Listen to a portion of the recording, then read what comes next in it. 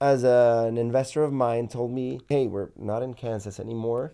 This is not easy. This is not starting a fitness company. This is things that you go to jail for. So Yeah. you need to When take you touch care money, yes. of compliance, KYC, KYB, AML, all of these strange names that were unknown to me.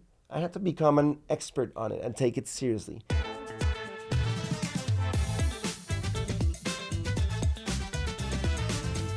What does it look like to build a backbone for a workforce that spans 150 countries? Julian Torres Gomez, CEO and co-founder of Ontop, has the front row seat to the future of global work. Julian is also a Y Combinator alum and Endeavor entrepreneur, joining me to share his lessons on scaling, leadership, and why the old rules about borders and talent just don't apply anymore. Welcome, Julian. Thanks for joining me.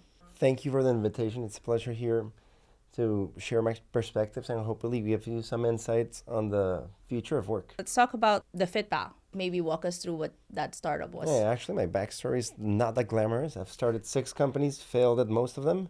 I lived in China for a year, started an intelligent toilet seat company there that I brought to Colombia, that's where I'm from, and failed miserably. So, from the get go, every company I started failed, but that set me up, I think, with a lot of resiliency. And then I ended up working at a VC fund in Bogota, and that's where I started FitPal, which is a platform that gives you access to thousands of gyms and spas and fitness centers for one single membership.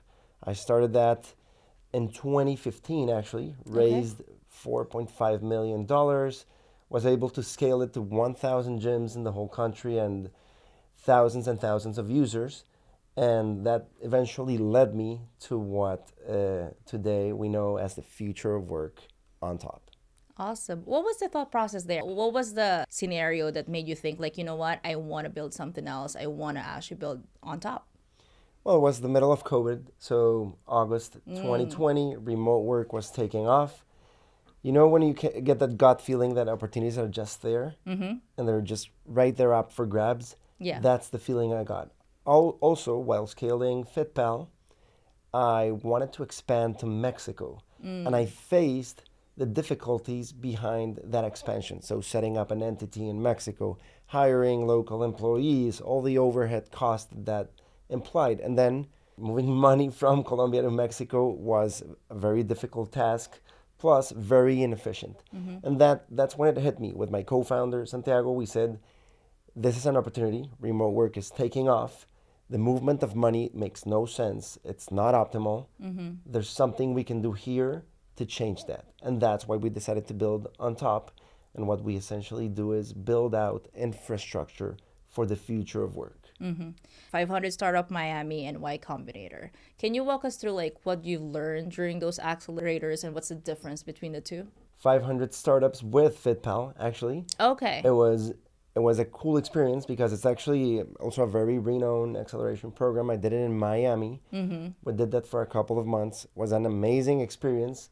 Actually, knowing how to hack our way into growth. I think that was the main takeaway. So, well, it was a pretty expedite program, so just a couple of weeks in person in Miami, right? Then I had the experience with OnTop to go to Y Combinator. Literal sense, since it was COVID and we did it remote. So Yeah. we did a winter 2021 program, Okay. fully remote. It was kind of a unique setup, but a very special one because you get to focus actually on building and really getting to it. So Y Combinator is a really prestigious place where you can get a lot of insight from world-class builders and get insights into how to really scale a company from 0 to 1 and actually start thinking globally. And I think that set us up very well for what was to come, fundraising, putting us on the map in the US ecosystem since we're from Latin America. Well, it was not easy coming to a new country and getting yourself to be known here by investors, by people, and Y Combinator really helped around that. And that led us to raise our seed round with one of the world's most renowned funds, Point72, that actually has headquarters here in New York. And we raised our Series Seed of $4.5 million. So it was a very enriching experience, let's say, where you get to learn the tactical things, but actually then learn to fundraise, which is not something that comes very naturally It's not easy. It's not easy. It's very difficult. And then I think YC really sets you up for success on clarity, just cutting through the BS, and just explaining clearly what you're doing. And that clarity really gives you a North Star on where to go and how to build it. Awesome. Let's talk about Ontop. What problem does Ontop actually solve? And this is how I explain it to my family and my parents. Moving money across borders sucks, right? The old system, banks are not efficient moving that money. Wire transfers, we've all felt that pain. Now imagine having to do that for hundreds of employees that you might have overseas. It becomes a burden. You need at least 20 administrative people just sending out wires and moving money and figuring out how to contract them, what to sign, what documents to collect. It becomes a huge overhead. That's what we detected when we saw the opportunity while we were in lockdown during COVID. So what we built is actually very easy. We help companies hire and pay anywhere in the world, just as if you were paying someone here locally where you set up your office. And that eliminates the borders and the restrictions that we previously had on how to expand internationally, for instance. What talent to access. In essence, we discovered a new way of moving money, getting people paid, and that led us to become a very unique kind of fintech where people can hold their money in dollars, can access a card, can access financial services, and then take that account wherever they go, wherever they decide to work. That's the concept of freedom. What were the challenges of you as a founder, like establishing Ontop in those much countries, and what work needs to be done for that to happen? Yeah, Angelique, how they say that ignorance is bliss? Yeah. That's so true. If I would have known what I know today about compliance, contracts, money movements, I would have never started this business. So actually, the hardest thing was actually putting myself in the shoes of the user. How does this really work? What does it look like to have a very smooth global transactional system? And then from that ignorance of not knowing what we were doing, actually try to piece in together the different aspects to it, because when you operate in 150 countries, one of the hardest things is compliance. Yeah. Each country has different regulations, requires different documents for people to get contracted. Then let's talk about money movement. How do you move money from the US to more than 150 countries and make it a seamless experience? If you try to do it via the banking system, well, it might as well take 1 month to do so. And the challenge was, how do we move money in minutes, not days, not months, in minutes, so that people can get paid in a very easy way? So piecing that together, plus all the compliance needed around any money movement system, is paramount. As an investor of mine told me, hey, we're not in Kansas anymore. This is not easy. This is not starting a fitness company. This is things that you go to jail for. So you need to take when you care touch money, yes, of compliance, KYC, KYB, AML, all of these strange names that were unknown to me. I had to become an expert on it and take it seriously. So those were the challenges. How to build something that scales fast, but without doing anything that's stupid, that compromises my employees, my investors, and myself. And some of the establishments and corporations around here still believe in the old ways of like, hey, you have to be in the office 9 to 5. In terms of your shoes as a founder, you've worked with your employees, they're all remote. What's the result you're seeing? Is there a big difference from, I'm sure you also have experience of working with folks in office. Is there a big difference in terms of performance that you've been seeing? Big difference. When you give people back their time, it's incredible how much more productive and creative they get. When you limit people and make them go to an office just because you have this very fancy office with new furniture, they start feeling trapped. That's not the world we live in right now, especially for women.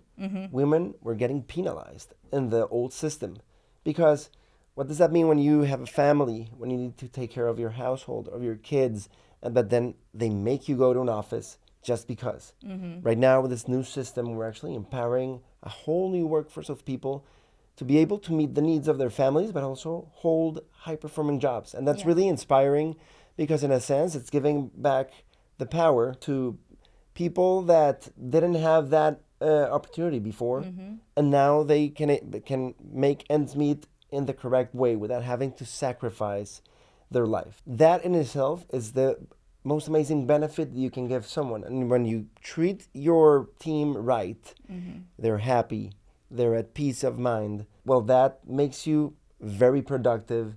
People start loving the company because it's actually not at battle with their life. And that's truly where inspiration, where creativity are fostered and can really come through. And that benefits everyone. And of course, let's not even go to the cost savings that you might have while having people work remotely. When you don't need to invest in fancy coffee machines and office furniture that no one uses, Yeah, and yeah, all yeah. the little added things, saving costs, making people more efficient, and the company as a whole more well-rounded. Because when you have people from different parts of the world, well, the culture flourishes. It's amazing to have that cross-pollination of ideas and that global mindset. That's something that's really powerful. Amazing. Let's talk about your go-to-market strategy and growing Ontop. How difficult it is to sell Ontop in those type of market? Do you want to move money easily at better fees? Do you want to hire people outside your local talent pool? When you start answering those questions, the answer is an obvious yes. How do I sign up for this? Especially because the selling point is very strong when you realize this is not an HR problem. It's a money movement problem. And actually, people care about their paycheck, how fast it gets to you, how you can use it, right? And this is true for remote workers in emerging economies that don't or were not able to hold US dollar accounts, for instance, or an international card. When you add up all of those points, the go-to-market becomes really easy because we're actually telling you, do you want to optimize your operations, not have to spend thousands and thousands of dollars a month in administrative staff and wire fees and contract revision? Do you want to do everything automatically and you can basically cover the whole world? You could have people in Argentina, in Colombia, in Spain, and make your company much more efficient, go around the clock, and you won't even have to think about how to do that because our system, using AI, using all of our compliance systems, we'll figure it out for you. You just have to press a button. You'll get everyone paid. People will have amazing benefits and they will love working for you. In terms of go-to-market, what was the biggest contributor of your pipeline today? We started out with a very strong pipeline around partnerships. Okay. So staffing companies, recruiting agencies. I mean, everyone in the HR business that had built the HR stack but didn't have the payments resolved. We really went deep into the fintech aspect to it because, as I said, this is not an HR problem, it's a money movement problem. And we solved that first. So by building that infrastructure, we can connect it to virtually anyone that is in the same kind of business. And they use it very gladly because it works. It's the most advanced payout orchestrator in the world. And now our second motion in our go-to-market is how to turn that into an engine that attracts the global workforce. So we're launching the global account. And that is a unique kind of account that you can have from anywhere in the world. You can open and set up in minutes. It's an account set up in dollars, very soon in euros. You can have a card, an Ontop Visa card. It's a platinum card, beautiful card that has tons of benefits. And then you can set up a fund where you can plan for retirement. You can access different financial services.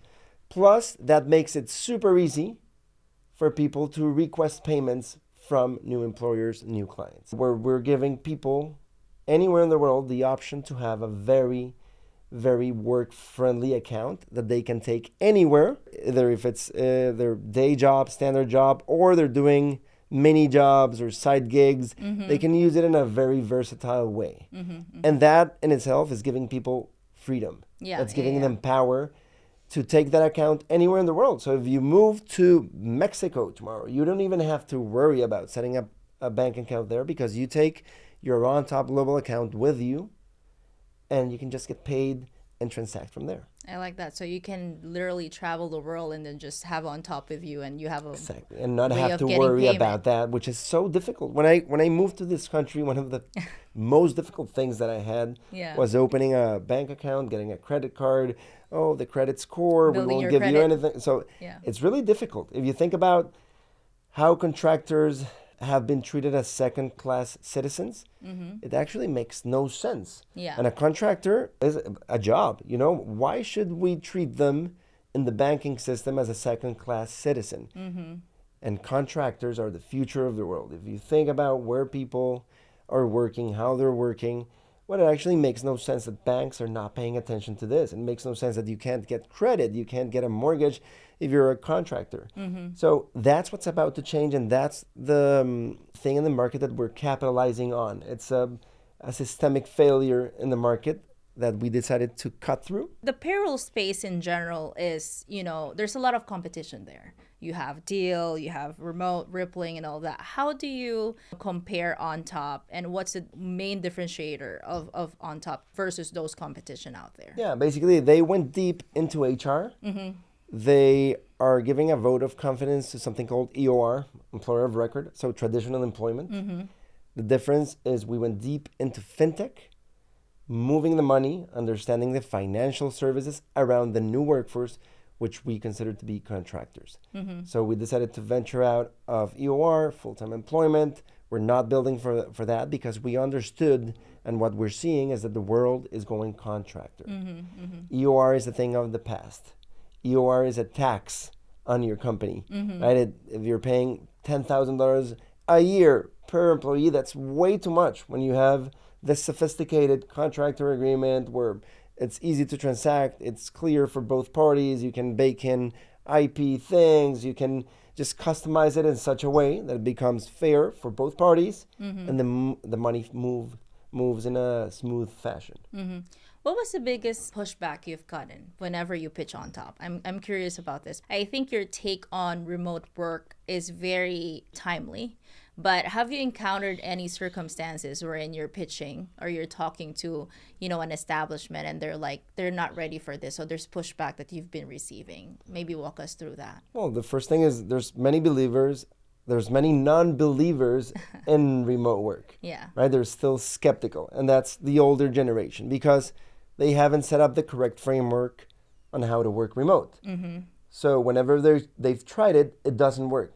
Have you seen people that just take calls and don't have their camera on, and they don't have proper systems in place? They don't teach people how to communicate remote. They don't set up proper goals. So in a system where you don't have the framework, remote work falls apart. So there's non-believers, people that are confusing, I would say, the map for the territory.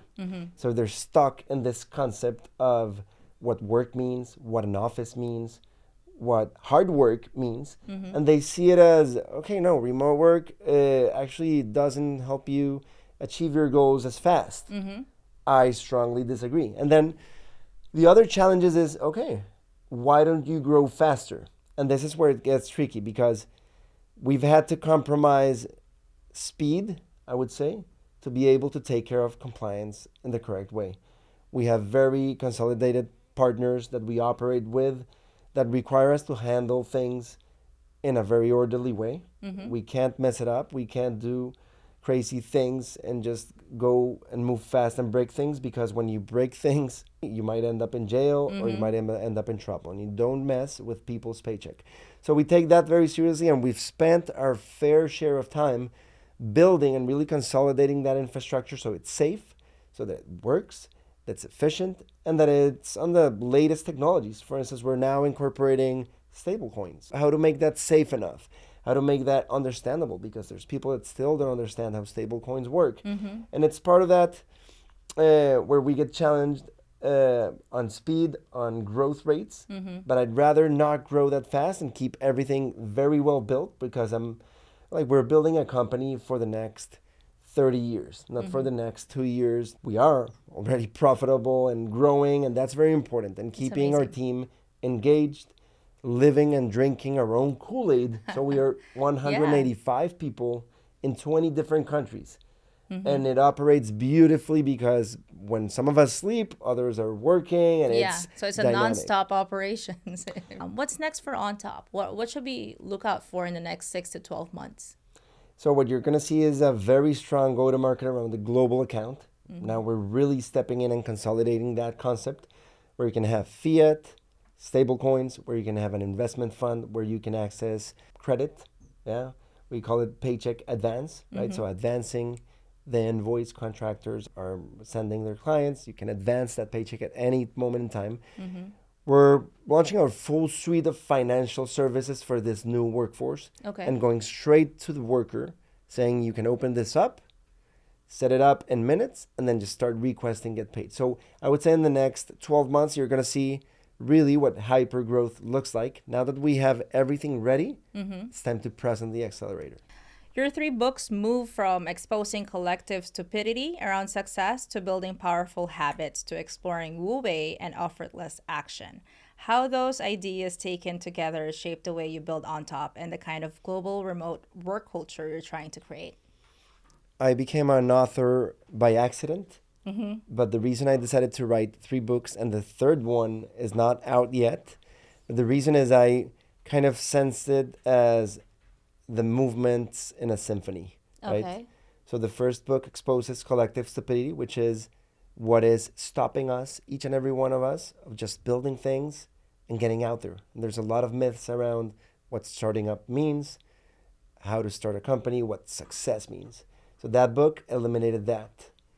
Powerful Habits gives you a strong foundation around discipline, habits, stoicism, how to handle difficulty and embrace it, which is what you need when you start a business. And then once you have that clear, strong foundation, it's time to let go. Wu Wei is the concept of effortless action from Taoism, right? And then you soon start realizing that when you have a strong foundation, you've started a company, are disciplined, you need to start letting things go. And that doesn't mean giving up, but actually being able to delegate, trusting people, not forcing things. When you start micromanaging people and everything, that's when things go south. People get burnt out. I kind of sense that in those are the 3 components. And I like to think about my books in that way, anyone that reads them, the 3 components to being able to start a company and not die trying, or eliminate the barriers, the mental barriers and the beliefs and the myths, then just build a set of habits and discipline that sets you up for success. Great. For those folks who are actually interested, where they can find you. Yeah, just go to getontop.com. You can find us there on our webpage. On social media, we're pretty active: LinkedIn, Instagram, TikTok. Just reach out. We're pretty responsive. We take that seriously. And of course, I'm always there, open up for a good chat. Search me up on LinkedIn. I answer all of my messages. I'm not like those founders that never answer the messages. I always answer back. Amazing. And I take that seriously. So honestly, reach out. We'll be happy to help you out, scale your operations, figure out how to hire globally. If you still haven't gotten into it, try it out with us. Start with 1 or 2 contractors and you'll see how your life changes. Let's do hot takes. I have 4 questions. Yes, no, maybe, or if you want to pass. Okay.